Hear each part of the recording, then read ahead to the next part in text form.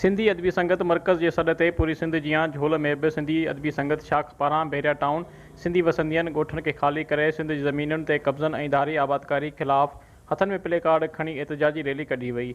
Rally में सिंध तरक्की पसंद पार्टी समेत सियासी समाजी अॻवाननि, इल्मी अदबी शाइरनि, सहाफ़ियुनि ऐं शहरियनि शिरकत कई।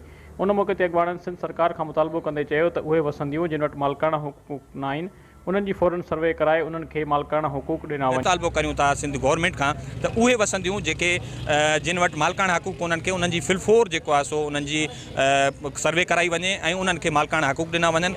असल में बहरिया टाउन जेको आहे सो सिंध दुश्मन मनसूबो आहे, असां उनखे रद्द कयूं था। एहतजाज असांजो बहरिया टाउन जेको हिकु सिंध ख़िलाफ़ु साज़िश थी रही आहे उन ख़िलाफ़ु आहे ऐं उहे सिंधी ॻोठ जेके क़दीमी ॻोठ आहिनि ऐं उहे असांजा आसार क़दीमा जेके इन्हनि बहरिया टाउन पंहिंजी साज़िश तहत उन्हनि खे मसमार करे रही आहे उन ख़िलाफ़ु पंहिंजो एहतजाज रिकॉर्ड कराया है। ही मनसूबो जो है मुकमल तौर सिंध दुश्मन है, उनमें सिंध हुकूमत मुकमल तौर भांगे भाईवर है।